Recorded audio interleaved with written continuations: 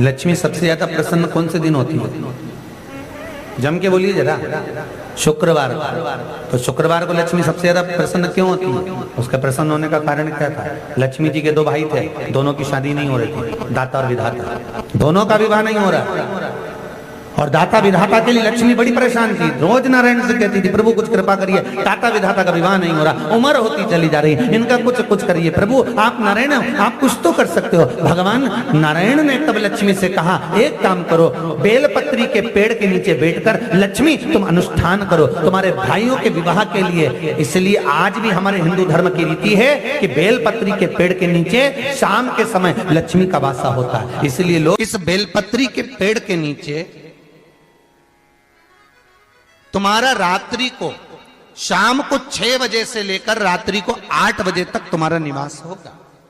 जैसे पीपल के पेड़ में देवताओं का निवास, आपको आप लोगों ने यदि पद्म पुराण पढ़ी होगी या सुनी होगी तो उसमें स्पष्ट कहा है, पीपल के वृक्ष की गणना ध्यान देना, पीपल के वृक्ष में सुबह 4 बजे से लेकर 7 बजे तक ब्रह्मा जी का वासा होता है। पीपल के वृक्ष में सुबह 7 बजे तक ब्रह्मा जी का वासा, 7 बजे से लेकर 10:30 बजे तक पीपल के वृक्ष में भगवान विष्णु का वासा होता है। कितनी बजे तक? 10:30। 10:30 से लेकर 11:30-12 बजे तक पीपल के वृक्ष में पितरों का वासा होता है। इसलिए हमारे यहाँ पितरों को श्राद्ध पक्ष में जो भोजन कराया जाता है वो 10:30 से 12 के बीच में कराया जाता है।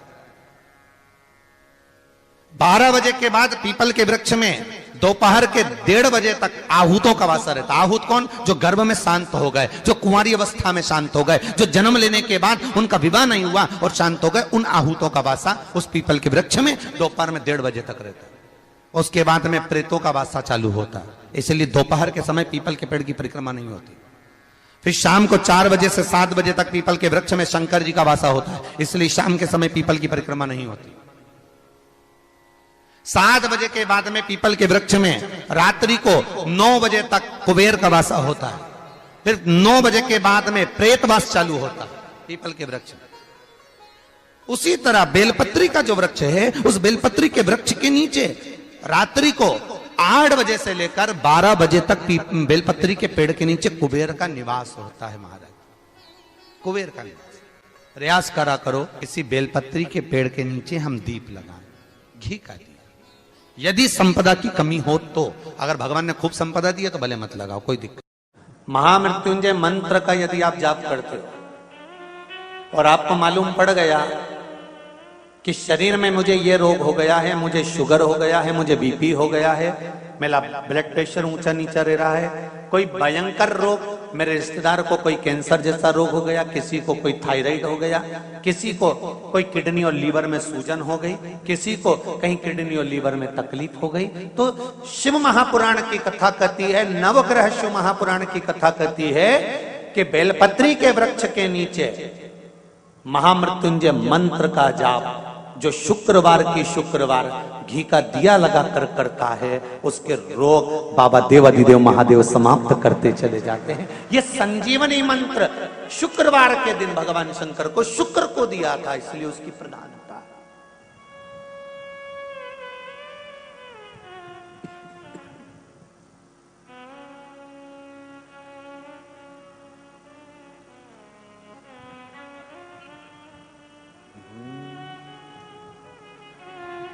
ये वो संजीवनी मंत्र।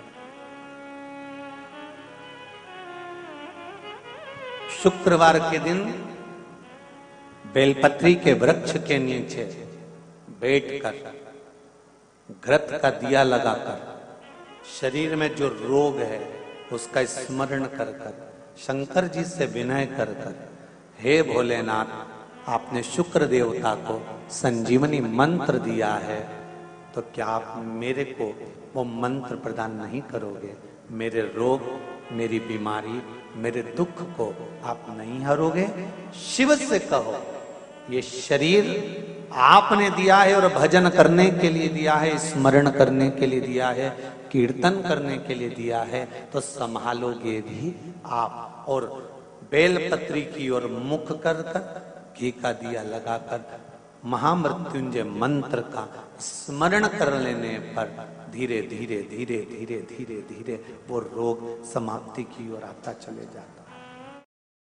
शंकर भगवान को तुलसी नहीं चढ़ती, केवल एक बैकुंठ चतुर्दशी के दिन चढ़ती है, वो भी रात्रि के समय पर 12 से 4 के बीच में। पर शंकर भगवान को तुलसी नहीं चढ़ती। पर पद्म पुराण कहती है कि शंकर भगवान के मंदिर के बाहर जो तुलसी का वृंद लगाया जाता है, शिव जी के मंदिर के बाहर जो तुलसी का पौधा लगा रहता है या लगाया जाता है, उस तुलसी के पौधे में जितनी मंजरियां लगती हैं, उस मंजरियों में जितने दाने लगते हैं, उतने दाने गिन लिए जाएं और उतने समय का बैकुंठ का वास उस मनुष्य को प्राप्त हो जाता है मृत्यु के बाद।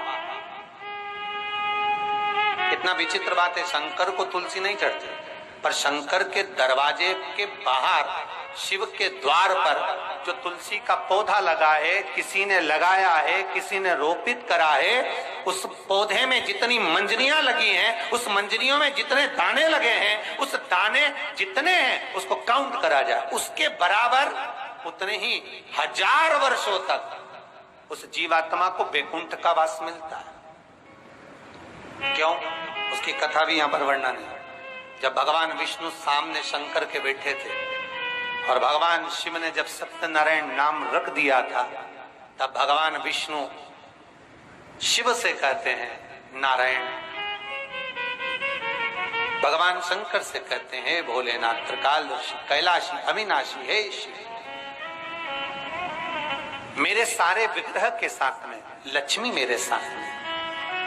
बहुत ध्यान देना महाराज, मैं अगर नारायण रूप में हूं तो लक्ष्मी मेरे साथ में, मैं राम रूप में हूं तो सीता मेरे साथ में, मैं कृष्ण रूप में हूं तो राधा मेरे साथ में,